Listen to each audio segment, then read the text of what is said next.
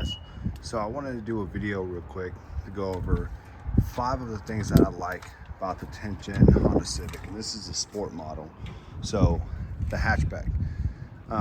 So number 1 is going to be the style and color.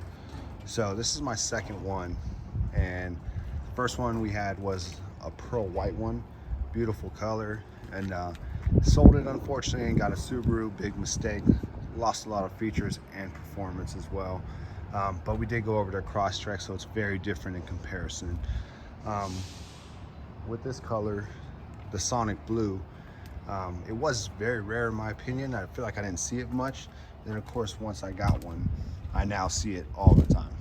So I like the Sonic Blue, but it's just not as rare as I thought it was. So along with the style is the interior, and I think they did a really good job on the interior on the 10th generation in general. Like I said, I got the hatchback because they brought it back, and I was real excited for them bringing back the hatchback. And I got the sport model because it's pretty decent performance, so that goes into number 2. So if you have the 1.5 turbo, the performance is pretty decent, honestly. The biggest lag in it is actually going to be your CVT transmission. But even with the CVT, I mean, there are upgrades that you can do. There's I think it's K-Tune, and you can actually increase the performance, raise the boost, do stuff like that, and give it better shifting. But along with that, you do get the paddle shifters, which is pretty nice. And then with K-Tune as well, you can raise the boost a couple PSI and give it SI style performance and boost. I won't say it's going to be exactly the same, but it is easily upgradable, and the performance is pretty nice. So for number 3, it's actually going to be the features. So over the last 2 years, I went back and forth on a couple cars. We had a N55 BMW, N54 BMW, and that's the 335, the turbo. One's the twin turbo, and the other one's the twin scroll. But as far as features, like interior features, BMW has always been a little bit behind as far as the features and friendliness of the vehicle, right? So with this, the 10th gen Civic, the sport model, you get, of course, 100% digital dash pretty much, minus your 2 gauges, but even as far as how much is there is actually digital.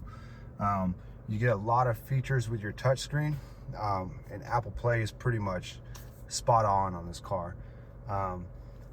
One thing I did like is you can use the AC controls either on the screen, or you can use it manual, like the manual actual physical buttons, which is nice because sometimes when you're driving you don't want to mess around and go through the touchscreen. They also put your performance screens in here, so you can monitor like your car settings, your turbo, your boost, and all that generic stuff. But as far as features, it's phenomenal. Like, a lot of features for a cheaper car, right? You're talking about a $25,000 car, and you get a lot of stuff. You get a lot of features in this car. You get it brakes for you if you get too close, the lane assist. It's got all kinds of features in this car, and it's just phenomenal for a $25,000 car. Push start, remote start on the keys. The key fob has a lot of functions, which I'll do some videos on that later, but there's a lot of functions on the key fob that make this thing pretty cool. Number 4 is going to be performance again. And when I say performance, I just mean upgrade availability, right? So like if you want to make this thing a little faster, you want to do some tunes, maybe add an intake, exhaust, suspension. It's like any other Civic.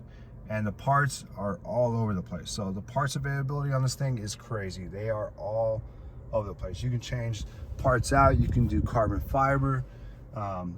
There's just so many things you can do as far as performance. And that brings me to number 5, which is your general maintenance and parts availability. So coming from like a BMW, like I said, the last 2 cars were BMWs, and one of the reasons I went back is because the reliability and the ease of maintenance. It's not hard to work on the BMWs, but if you're talking about ease of working on the cars, ease of diagnosing, and reliability in general, the 10th gen Civic beats it hands down. And that's a really bad comparison, but it's what I have to compare it to. Was the BMW a lot faster? 100% it was. But like I said, as far as parts availability, just going down the street and getting a part, go to Honda, getting a part, swap that part out yourself really quick. These cars have maintained that over the last 20, 30 years, that it's just super simple to work on these cars and change parts as you need. And they've added more technology, which has kind of been good and bad.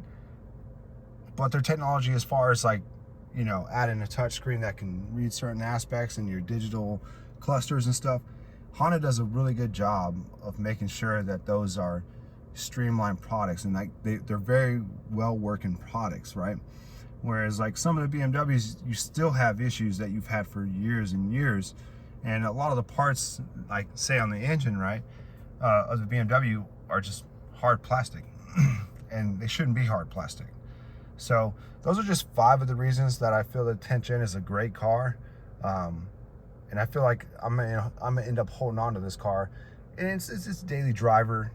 You know, you drive on the highway a lot, you put miles on it, you gotta, you know, merge into traffic. This is a great car for that kind of stuff. Street driven kind of car. So those are just a few of the reasons that I feel that the 10th Gen is still a great car. So thanks for watching. If you have anything to add, please drop it below.